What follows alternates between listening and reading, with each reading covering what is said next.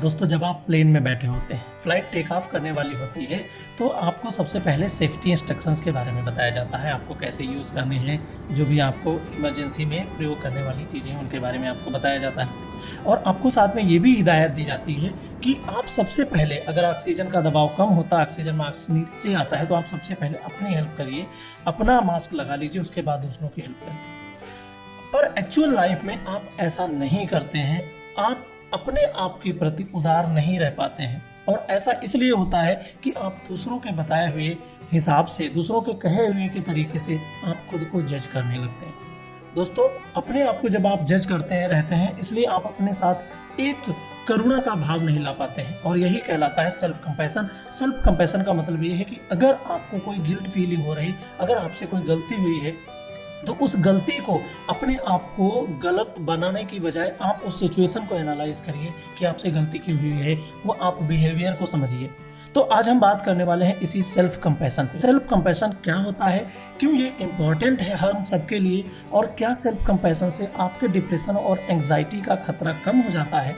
आज हम इस सारी बातों को डिस्कस करेंगे इस वीडियो।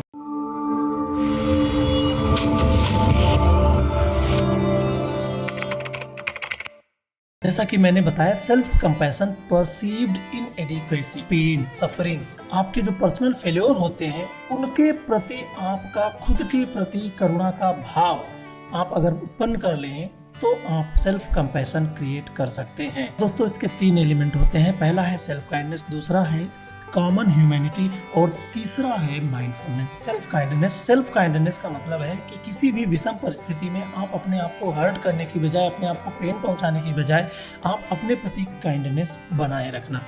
दूसरा पॉइंट है कॉमन ह्यूमैनिटी। आपको ये पता लगाना चाहिए कि जो ये हमारे साथ जो भी घटित हुआ है, this is not one, I am not only person, ये मानवीय घटना है, और इसमें हर किसी के साथ में बुरा अच्छा होता रहता है, तो मैं कोई अकेला ऐसा नहीं हूँ। और तीसरा पॉइंट है इसमें, वो है माइंडफुलनेस। आप अपने इमोशंस को, आप अपने फीलिंग्स को, और आप अपने एक्शंस को किस तरह से बैलेंस कर लेते हो, ये 3 चीज़ें अगर आप कर लेते हो, तो सेल्फ कंपैशन आप अपने लिए क्रिएट कर सकते हो। अब हम डिटेल में जानेंगे कि सेल्फ कंपैशन को किस तरह से क्रिएट करना है। सबसे पहला काम है आपको अपना माइंडसेट चेंज करना है। माइंडसेट आपका कैसे तैयार होता है? आप अक्सर अपने थॉट के प्रति घिरे रहते हैं। आपके मन में, आपके ब्रेन में जो भी थॉट डेवलप होते हैं, उन्हीं के अकॉर्डिंग आपकी फीलिंग्स बनती हैं, और उन्हीं के हिसाब से आप अपने आप को एक्शन देते हैं।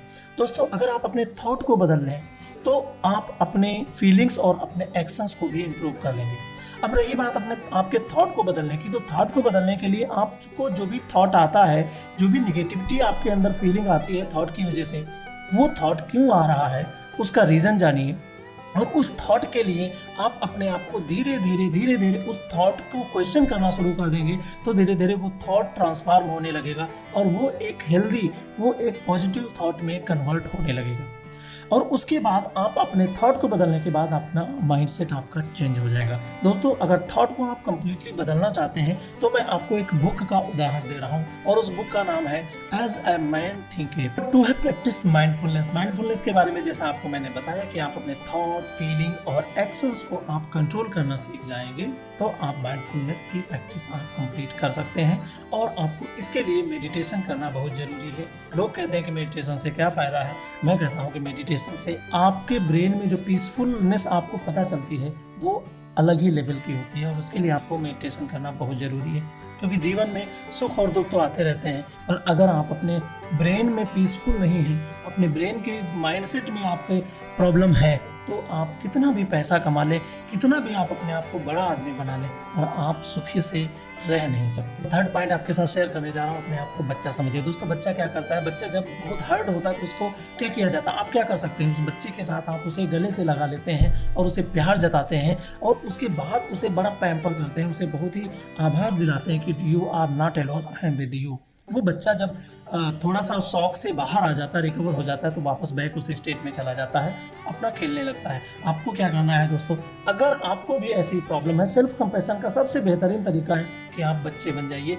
आप ये सोचिए कि हमें कोई प्रॉब्लम हुई, हमसे कोई गलती हुई है या हमसे किसी परिस्थिति की वजह से मेरे साथ ऐसा बुरा हुआ है, तो अपने आप को गले लगाना ना भूलिए दोस्तों, अपने आप को प्यार करना ना भूलिए, अपने आप को वही जादू की झप्पी दीजिए जो आप दूसरों को देते आए हैं, जैसा आप दूसरों के साथ करेंगे। तो ये थर्ड पॉइंट था आपका। अब हम आपको फोर्थ पॉइंट बताते हैं और फोर्थ पॉइंट है give permission to be imperfect. दोस्तों, हमारी सबसे बड़ी प्रॉब्लम क्या है कि हम हमेशा परफेक्शनिस्ट बनना चाहते हैं और इस परफेक्शनिस्ट के चक्कर में हम गलतियां करना भूल जाते हैं, क्योंकि हमें लगता है कि अगर हमने गलती कर दी तो वो हमारे लिए ब्लंडर हो जाएगा, गुनाह हो जाएगा।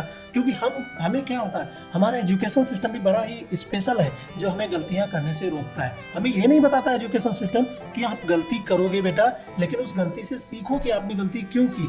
बट हमारा एजुकेशन सिस्टम गलती पे फोकस करने की बजाय, उस गलती क्यों हुई है उसका रीजन जानने की बजाय आपको पनिशमेंट देना शुरू कर देता है। और जब आपके साथ पनिशमेंट होता है, आपको जिस चीज़ के लिए पनिशमेंट मिलेगा, क्या आप वो काम करेंगे?